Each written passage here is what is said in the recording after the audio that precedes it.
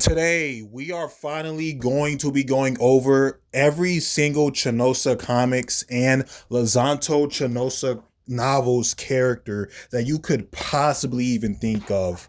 Now, mind you, this will have some feats and accomplishments, but this is more so for storytelling purposes and world building. So why not begin with the biggest group of them all? Up first, we got Kevin Josh Sarkron, Michael Montello, the Vala, Christopher Johnson, aka Tror, and then Henry Walsworth, Jatreo, who's the newest member and addition of the group, right? So let's go over their personalities and how they interact. Kevin Josh feels like that big brother, the one who walks in with the smile and positive attitude. And he does have that team sports spirit. Like whenever they win against a cosmic deity or a magician, it's like they throw towels at one another, or like they take a big bottle or a big bucket of Gatorade and they pour it on each other's heads and they be clapping their hands like, yeah, boy, that's what I'm talking about. That's my teammate right there. Well, scratch that. They feel like more than teammates. They feel like a brotherhood, a family, right? So Kevin, he's like that. Hey, man. But Michael, he walks in and he's the life of the party. He's like, yo, what's up, bro? You coming to the party this Friday at 7? But Christopher, he's more like the laid back, chill type. Like, what's up, fellas? Good evening, lads. You know, he has that mystical royal aristocrat vibe to him. Michael wears casual clothing. Kevin, he usually wears button up t-shirts. Now, Henry, he's the wild card. He's like the X factor, the odd one out. Because with Henry, he has this feisty, I don't give a damn attitude. He's the loud mouthy, trash talky type. You know, now it's a double edged sword. One hand, he does get into trouble a lot of the times because of the things that he says. I will admit that. He likes to curse. He mumbles under his breath. He's like, man, to hell with this. I'm out this, you know? But at the same time, it can be motivational and feisty, not just to the characters in the story, but to us, the readers, the audience, right? There are so many times when he would be losing a fight or whatever, and his teammates would be losing. And when he would curse at them, he's like, come on, you sons of, let's go, let's go. You know, he would try to get them pumped up, right? So I feel like I said, it's a double-edged sword. Sometimes it gets them into trouble, but sometimes it gets the team W's. And what do we want in 2026? That's right, W's, straight across the board, right? So that's how those four men tend to interact with each other, right? And you'll see their costumes and their powers and abilities and stuff. Another character I wanted to add was John Montello, right? We already know his story when he lost both of his parents in the war. Liam to Neely is his arch nemesis, etc., etc. Him and Kevin, right? They bond. Now, Kevin didn't lose both of his parents. You saw his origin story in his video, right? The thing is, though, John lost both of his. So Kevin relates to John in that sense. And they had this deep understanding of trauma, tragedies, and loss, just like Malia Kozlov, the widower, who we are going to go over and get into in a few minutes. Hold on, guys. I'm going to try. If I can, I'm going to make a part 2 to this. So essentially, that's how they get along, right? Now, John, he looks good on the outside. The curly hair, the mustache or the goatee, the blue eyes, the Caribbean skin. He's got the Dominican Republic vibe, but he still feels guilt and grief for not giving his parents that regenerative healing factor. Even though they told him no and they appreciate it, a part of him, it eats away at him inside, deep down. You know, this is why you can't just go off of physical appearances. You know what I mean? Because you never know what someone's going through, like John, for example, right? And he's one of the latest additions to the team. Up next, we got Stefan Velta and James Donovan, aka Kelta. Stefan is Dr. Velta, and James Donovan is, well, Kelta, right?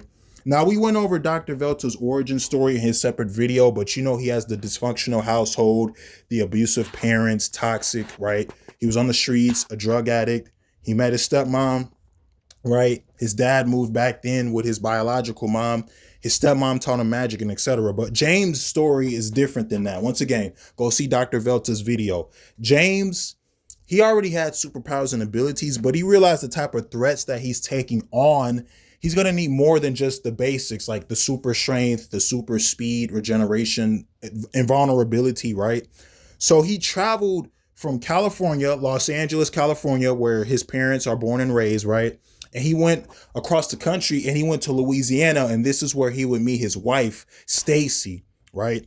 And this is why he's so heavily involved in magic, because that's where he got it from. He would even wear her colors, right? You know the Mardi Gras colors? You know, Mardi Gras, the purple, the gold, and the green, right? Well, that's why he wears purple and gold and he has that green necklace. Now, he would change it to white and gold to honor her aesthetic. Those were her favorite colors personally. So I guess he's doing it for those reasons, right? Shout out to James Donovan. He's a real one. You feel me? Now, Jalen and Tessa have joined the fray as well, the newest members of the group. They bring strategy, tactics, and decision making that is precise. Now, I'm going to go over their separate origin story in another video, but I thought I would cover them as well. They tend to hang out with Kevin, Christopher, and Michael. Now, let's get to the ladies, because I'm pretty sure that's what you wanted, right? Now, Genoa and Scarlet are a part of this too. Genoa was severely injured and he fell, right, from his magical fight. Scarlet was his caretaker. She witnessed his fall figuratively and literally, and she nurtured him. She took care of him the best way that she could. And they would slowly bond and become a couple. And they would be known as, well, Genoa and Scarlet, right? We'll see their outfits and stuff like that personally. Now, if it feels like I'm speed reading or running through it, it's because I'm limited on time. They would get their own separate videos, okay? Now, let's go over Malia Kozlov and Kelly Josh along with Angelica Rose. We know the origin for all of these ladies, correct? But Kelly and Malia would team up. I like this because Malia is the dark, Kelly is the light. They both have hope and optimism, but Malia's is more realistic since she witnessed not one, but two tragedies. But when Kelly looks at Malia, she sees who she would have became if she had multiple losses. But when Malia looks at Kelly, she sees who she would have became if she had just one loss. Both Kelly and Malia agreed that each other is the better woman. Angelica Rose comes in and she sets up an interesting dynamic. She has, like I said, the battle tactics of Malia, the curiosity and youthfulness of Kelly, but I feel like she's the best of both worlds. If Kelly is what the future is, Angelica is how we could go about the future, but Malia is the present right now in order to get to those futures. You see what I mean? They create this interesting TT, the trio trinity or trinity trio in the Chanosa comics lore. Well, specifically LuZanto Chanosa. And we can't forget Rhea's best friend, well, Rhea Raven Rachels, along with Zoe, Amanda, and Whitney. Now, these ladies have completely changed the landscape for magic. You know, we think of Stefan, we think of James, we think of Genoa and Scarlet, and we should. Rhea doesn't use magic in a lot of her fights. She's been over 1,000 fights and only used it 3 times. But you best believe Zoe, Whitney, and Amanda, they use hella magic. I'm talking crazy amounts of magic, right? And you'll see their powers and abilities on the screen. If not, I'll do a separate video. But I feel like their personalities is what gets me. You see, Zoe is a half ghost, half magician. Whitney is a half witch, half magician. But Amanda is a aristocratic sorceress, right? Because of this, they would butt heads. Zoe wouldn't agree with what Whitney would say. Whitney would want to use sorcery. But then Amanda would want to use trickery and illusions, but Zoe doesn't like that. And they would go back and forth. But Angelica Rose would always try her best to pull these beings together. You know what I mean? Like they agree, sometimes they disagree. Zoe is more quick thinking on the fly and can think. Whitney kind of has a hot temper at times, but she means well. She loves Zoe. She loves Amanda, but they can get annoying at times. Like, let's be realistic. Like, we finna get a biscuit. I'll stop. You feel me? So that was the interesting dynamic between them. Regardless of how much they didn't like each other, it was always their love for Angelica Rose that would pull them together. If Henry motivates the team, then Angelica fuels that team. She's the glue, really. You know what I mean? And then Jenny, the one who is Rhea's mentor, Rhea Raven Rachel's. However, I think Angelise is Rhea's mother figure. So one's a mentor, the other one's, a mother figure, right? Now, I already went over what Jennifer said to Rhea and Rhea's origin story. You can go check it out for yourself. But her and Rhea have a lot in common. They both have cosmic powers. It's just Rhea is half cosmic, half angel, which is why Angelise relates to Rhea perfectly, because she knows what it's like to be a half angel. Angelise is the first and only angel slash archangel hybrid in Chanosa. There's literally no one like her. You feel me? Now, because of this would create another interesting dynamic. Trisha, Gia, Wendy, and Rachel, along with Sarah and Steve. And we can't forget Roman Dexter and Dexter Roman, the two brothers, which will have their own separate video. But I do like how Roman is serious, but Dexter is just flat out silly. You know what I mean? He be annoying his own bro. We all have a brother like that.